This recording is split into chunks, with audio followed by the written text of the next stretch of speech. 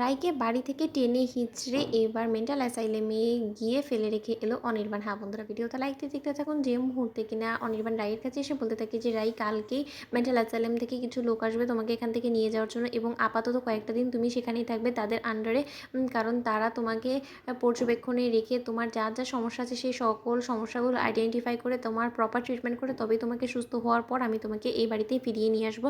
আপাতত তোমাকে সেই কয়েকদিন সেখানেই থাকতে হবে। ঠিক সেই মুহূর্তে রাই বলতে থাকে যে অনির্বাণ, তুমি কিন্তু মুখে আমাকে এমনি বলে দিলেও পারতে যে তুমি আর আমাকে সহ্য করতে পারছো না, কারণ তোমার জীবনে এখন অন্য কেউ প্রাধান্য পেয়ে গিয়েছে, কিন্তু তাই বলে তুমি মিথ্যে চক্রান্ত করে আমার বিরুদ্ধে তোমার মা এবং সিমির সঙ্গে মিলে ওদের সঙ্গে হাত মিলিয়ে তুমি রীতিমতো আমাকে সকলের কাছে মানসিকভাবে অসুস্থ এবং পাগল প্রমাণ করে তুমি বাড়ি থেকে বার করার চেষ্টা করছো, সেটা আমি খুব ভালো করে বুঝতে পারছি। এবং আমি তোমাকে এতটুকু বলতে পারি, এর জন্য কিন্তু তো আমাকে আমার গোটা পরিবারও ছাড়বে না, আমি বলে রাখলাম। ঠিক সেই মুহূর্তে পরদিন সকালবেলা যখন মেন্টাল অ্যাসাইলাম থেকে লোক চলে আসে রাইকে নিয়ে যাওয়ার জন্য, ঠিক সেই মুহূর্তে রাই নিজের সন্তানকে হাতে নিয়ে বলতে থাকে যে আমাকে যদি যেতেই হয় তাহলে আমি আমার সন্তানকে সমেত নিয়ে তবেই আমি যাব, কারণ আমি চাই না যে আমার কোনো চিহ্ন এই বাড়িতে আমি যাওয়ার আগে ফেলে রেখে যাই। ঠিক সেই মুহূর্তেই যখন মেন্টাল অ্যাসাইলেমে রাইকে নিয়ে যাওয়া হয় টেনে হিঁচড়ে, ঠিক সেই সময় স্রোত সেখানে এসে হাজির হয় এবং বলতে থাকে যে দাঁড়াও অনির্বাণদা, তোমার এত বড় দুঃসাহস হয় কী করে? নিহাতি রাই দিদিভাই তোমার স্ত্রী, কিন্তু তাই বলে রাই দিদিভাই খারাপ ভালো সকল কিছুর সম্পূর্ণ সিদ্ধান্ত তোমায় একা নিয়ে নিলে কিন্তু কোনো মতেই হবে না, কারণ রাই দিদিভাই আমাদের বাড়িরও একটা অংশ এবং সম্পর্কে ও আমার দিদিভাই হয়,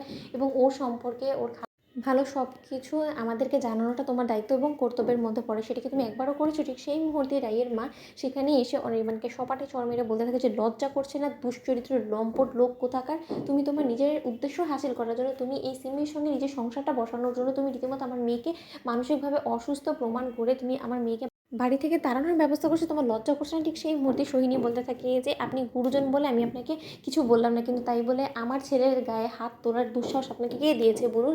যেখানে কিনা আপনার মেয়ের এই পাগলামো সহ্য করে করে আমার ছেলে রীতিমতো ক্লান্ত হয়ে পড়েছে, তা সত্ত্বেও আমার ছেলে ধৈর্য ধরে আপনার মেয়েকে সুস্থ করে তোলার জন্য এই এই ছোটাছুটিগুলো করছে, সেটা একবার আপনার চোখে পড়লো না? আপনি কী মনে করছেন যে আপনার ছেলে আপনার মেয়ের শত্রু?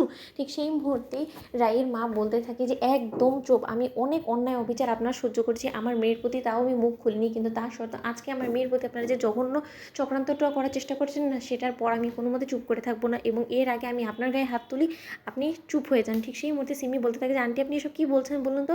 আপনার এত বড় দুঃসাহস হয় কী করে যে আপনি আন্টির গায়ে হাত তোলার হুমকি দিচ্ছেন বলুন তো? যেখানে কিনা সকলে মিলে আমরা আপনার মেয়েকে সুস্থ করে তোলার জন্য কনসার্ন, সেখানে কিনা আপনি উল্টো আমাদেরকে দায়ী করছেন। অথচ আপনি একবারও ভেবে দেখেছেন যে আপনার মেয়ের জন্য আমরা গোটা পরিবার মিলে কতটা আতঙ্কে থাকি যে কখন যেন ও আমাদেরকে মেরে ফেলে, আমাদের উপরে না কোনো রকম কোনো নতুন আঘাত আনে, আমরা সেই সব কিছু জেনেও কিন্তু ওকে এতদিন ধরে সহ্য করেছি। সেটা দেখলে না যে তো বন্ধুরা, লাইক এবং শেয়ার করে সাবস্ক্রাইব করতে ভুলো না।